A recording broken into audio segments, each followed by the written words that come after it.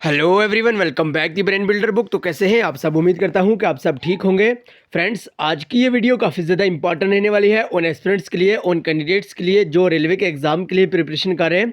तो स्पेशली अगर हम बात करें, अगर आप आरआरबी ग्रुप डी की पोस्ट के लिए पढ़ रहे हैं तो आपके लिए आज की वीडियो बहुत ही इंपॉर्टेंट और शानदार रहने वाली है, क्योंकि आज की इस वीडियो में हम डिस्कस करने जा रहे हैं आरआरबी ग्रुप डी की पोस्ट के लिए 100 एमसीक्यूज क्वेश्चंस। तो सारे के सारे क्वेश्चंस बहुत ही इंपॉर्टेंट और शानदार हैं। कल की वीडियो में भाई हमने डिस्कस करे थे क्वेश्चन 20 क्वेश्चन डिस्कस करे थे, तो आज 20 क्वेश्चन से आगे हम थोड़ा सा चलेंगे और डायरेक्ट से 21 क्वेश्चन से हम स्टार्ट करेंगे। ठीक है, तो बहुत ही शानदार हमारा सेशन रहने वाला है, क्योंकि ऑलरेडी अगर हम बात करें बहुत सारे जो एग्जाम यहाँ पे कंडक्ट हुए और बहुत सारे जो एग्जाम की प्रिपरेशन हमने करवाई, तो बहुत ही इंपॉर्टेंट और एग्जाम ओरिएंटेड क्वेश्चंस हम यहाँ पे लाने की कोशिश करते हैं। सो इसलिए आइए, आज की जो वीडियो है ये आरआरबी ग्रुप डी की पोस्ट के लिए बहुत ही इंपॉर्टेंट रहने वाली है। सो आइए वीडियो को स्टार्ट करेंगे, लेकिन इससे पहले कि अगर आप हमारे चैनल पर नहीं हो तो चैनल को सब्सक्राइब और वीडियो को लाइक जरूर करिएगा। और हाँ, अगर अभी तक आपने आरआरबी ग्रुप डी की पोस्ट के लिए एग्जाम ओरिएंटेड मटेरियल परचेज नहीं करा है, सो जल्दी से भाई पीडीएफ लेने के लिए 9596736083 आप इस नंबर पे व्हाट्सअप करिएगा, आपको एग्जाम ओरिएंटेड मटेरियल मिल जाएगा। इन पीडीएफ्स की खास बात यह है कि इसमें 100% आपको ऑथेंटिक में मटेरियल देखने को मिलेगा। 100% उसमें पॉइंट टू पॉइंट बात की होगी और 100% ही आपको एग्जाम ओरिएंटेड मटेरियल देखने को मिलेगा। तो रिसेंटली बहुत सारे एग्जाम हुए और अल्हम्दुलिल्लाह हमारी पीडीएफ से बहुत सारे क्वेश्चन देखने को मिले, इसलिए आप भी पीडीएफ लेने के लिए इस नंबर पर आप जल्दी से व्हाट्सअप कर सकते हैं। और बाकी टेलीग्राम और व्हाट्सएप ग्रुप को जरूर ज्वाइन कर लीजिए, क्योंकि वहाँ पे डेली के फ्री वाले इंपॉर्टेंट क्विज़ेस कंडक्ट करवाए जाते हैं। तो आइए बिना टाइम वेस्ट के सीधा वीडियो की ओर चलेंगे। आज का अपना जो पहला क्वेश्चन है, Rukmini Devi is related to which of the following dances. तो आपसे पूछा गया है कि रुक्मणी देवी कौन से डांसेस से रिलेटेड है। तो जल्दी से करेक्ट आंसर देने की कोशिश करें। अगर आपको भी सही आंसर आता हो तो कमेंट बॉक्स में जरूर बताइएगा। और हाँ, वीडियो के एंड पे आप अपना टोटल स्कोर जरूर दीजिएगा। आज की इस वीडियो में से आपने टोटल कितने क्वेश्चन करेक्ट करें, भारतनाट्यम, रूफ, बिहू या कथक। तो करेक्ट आंसर भाई यहाँ पे हो जाएगा भारतनाट्यम, यानी option A is right answer. Rukmini Devi के रिलेटेड बात करें तो ये भारतनाट्यम के रिलेटेड मानी जाती है। और भारतनाट्यम की अगर हम बात करें तो ये तमिलनाडु का क्लासिकल डांस है। रूफ की अगर हम बात करें ये जे&के यूटी का फोक डांस है। और बिहू की बात करें तो ये आसाम का क्लासिकल डांस माना जाता है।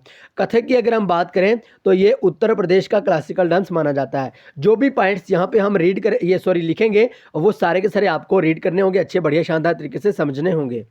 Question number 22, Lavani is related to which state. तो आपसे पूछा गया कि लवानी कौन से स्टेट से रिलेटेड है, बिहार, महाराष्ट्र, तमिलनाडु या त्रिपुरा।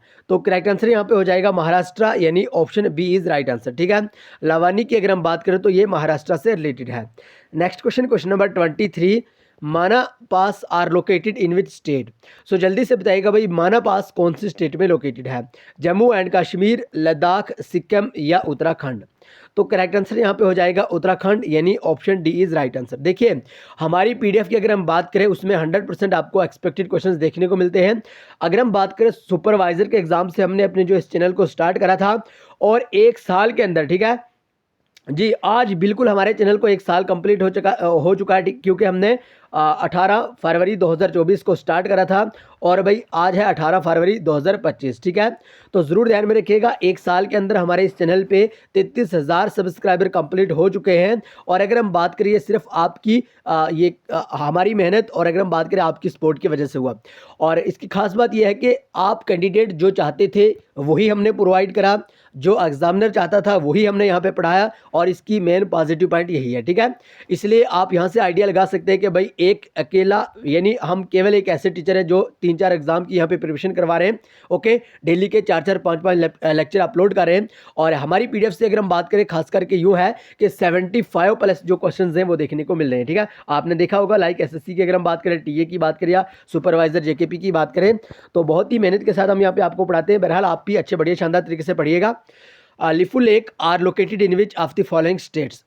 तो भैया आपसे पूछा गया है लिफू लेक कौन से स्टेट से रिलेटेड है, उत्तराखंड, सिक्किम, लद्दाख या नन ऑफ दीज।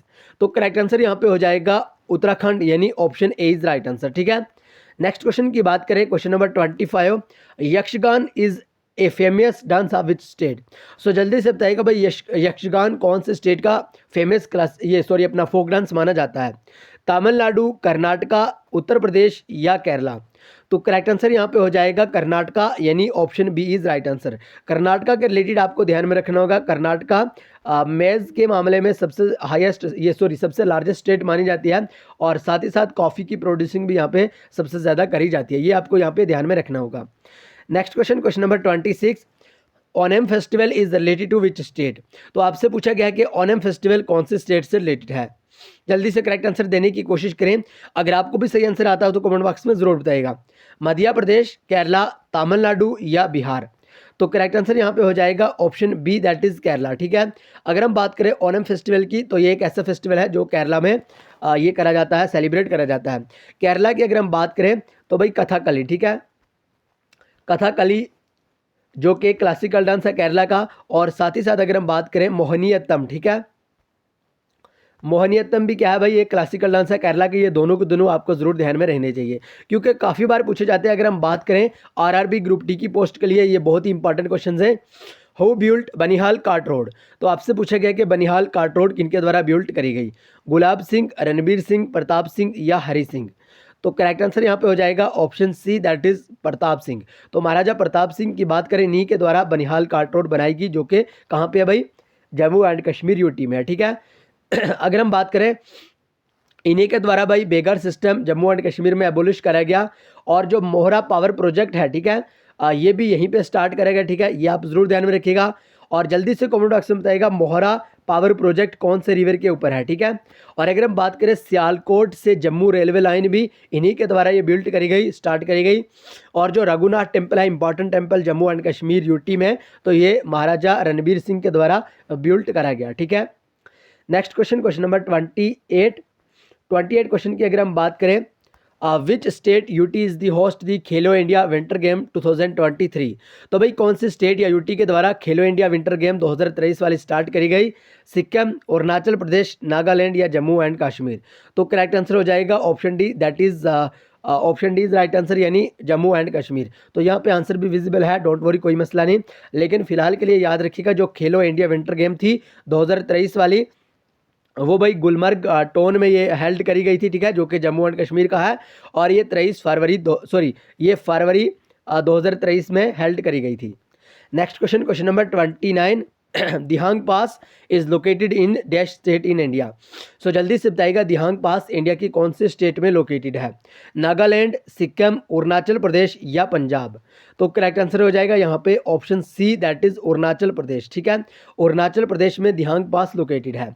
अगर हम बात करें दिहांग पास की, तो Dihang pass north eastern state of Arunachal Pradesh में लोकेटेड है, और ये भाई कनेक्ट करता है अरुणाचल प्रदेश को म्यांमार के साथ। ठीक है, इसका जो इवाल्वेशन है वो है भाई 4000 मीटर के आसपास। ठीक है, next question number 30, which article of Indian constitution state the directive principle of state policy on promotion of international peace and security. और मोस्ट इंपॉर्टेंट क्वेश्चन है, काफ़ी बार ये वाला क्वेश्चन रेलवे के एग्जाम में देखने को मिलता है। आर्टिकल 18, आर्टिकल 51, आर्टिकल 32 या नन ऑफ दिस।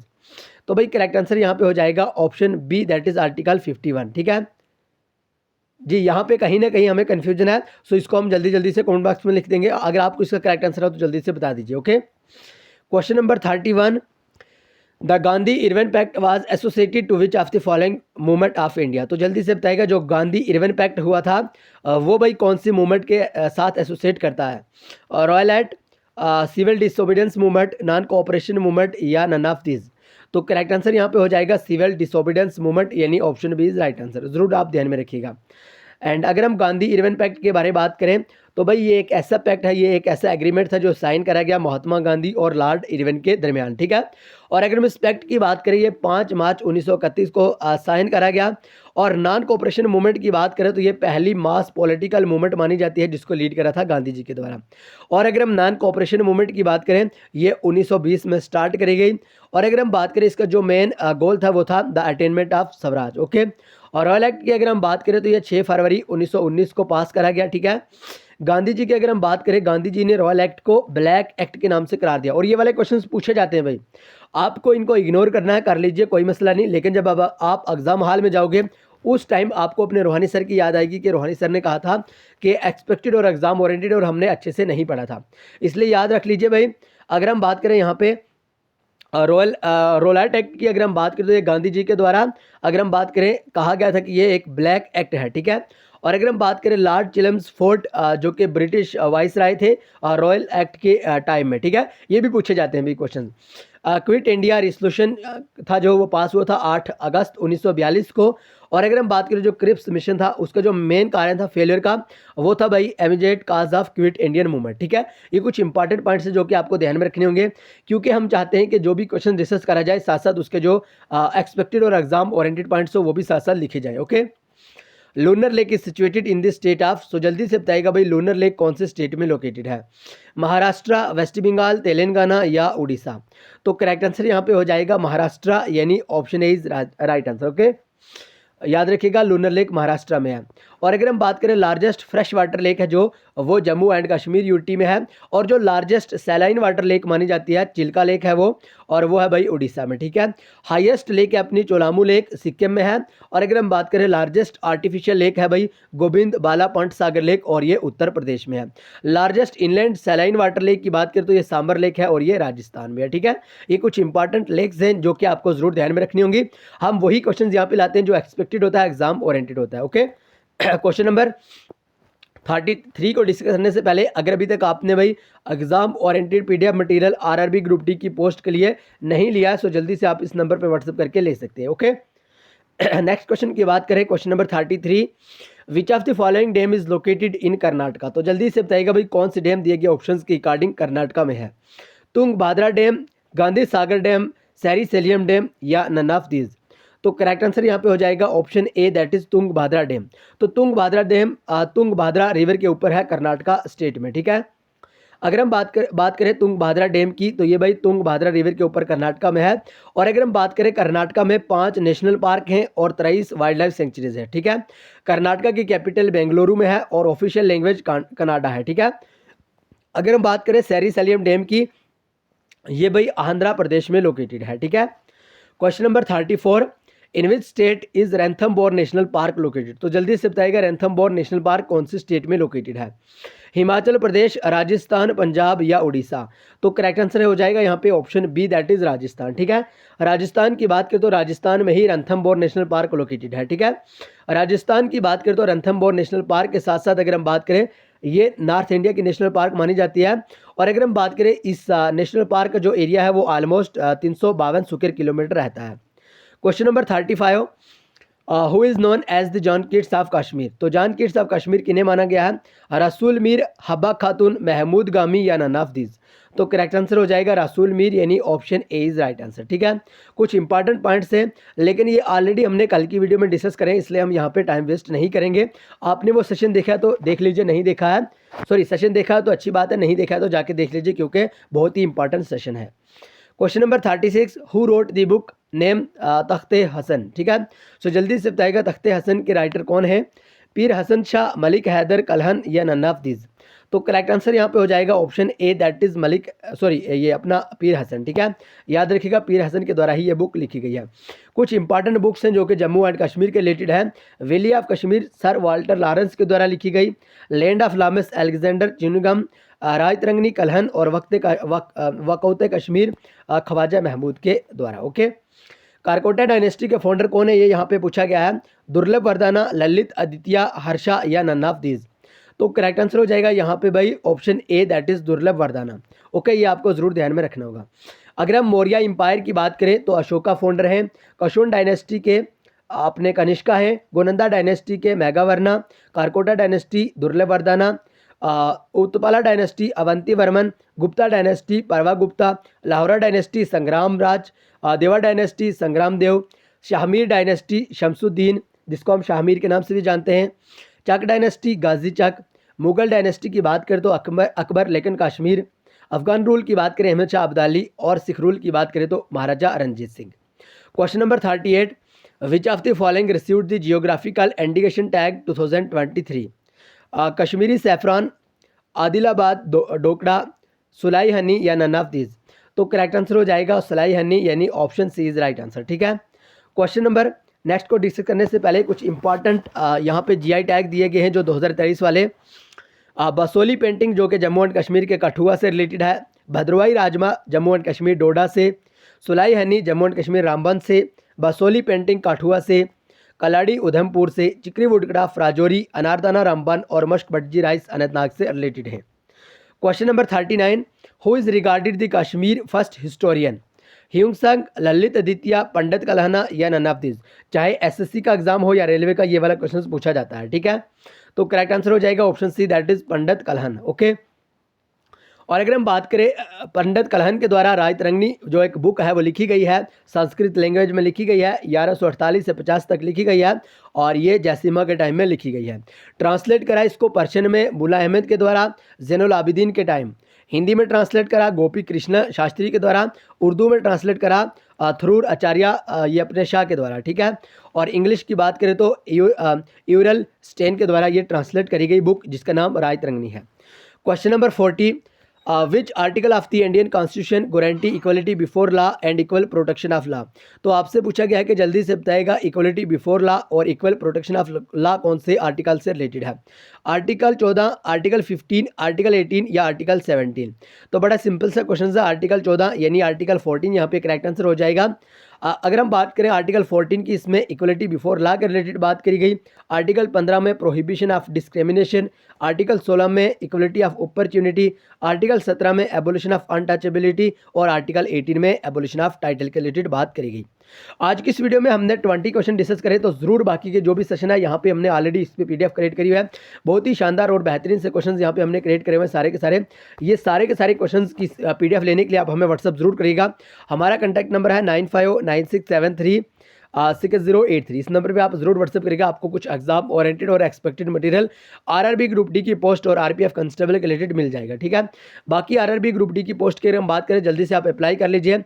23 जनवरी से इसके फॉर्म अप्लाई हो रहे हैं, 23 जनवरी 2025 से इसके फॉर्म अप्लाई हो रहे हैं और लास्ट डेट की बात करें तो 22 मार्च तक आप अपने अपने फॉर्म अप्लाई कर सकते हैं, ठीक है। इसकी वैकेंसीज की बात करें तो ऑलमोस्ट 32,000 प्लस वैकेंसीज देखने को मिल रही है। और अगर हम यहाँ पे बात करें तो ये 2019 के बाद आज ही यानी 2025 में वैकेंसीज देखने को मिल रही है। लास्ट डेट से पहले पहले आप इस वैकेंसीज के लिए अप्लाई कर सकते हैं। ये आप लोगों के लिए एक बिग अपॉर्चुनिटी है। एमटीएस की वैकेंसीज होती है, रेलवे के अंडर होती है वैकेंसीज, ठीक है। तो बाकी जल्दी से अप्लाई कर सकते हैं। तो आइए आज की वीडियो को यहीं पे खत्म करेंगे, मिलेंगे नेक्स्ट वीडियो में। तब तक के लिए bye bye, take care, love you all. लेकिन चैनल को सब्सक्राइब और वीडियो को लाइक जरूर करिएगा।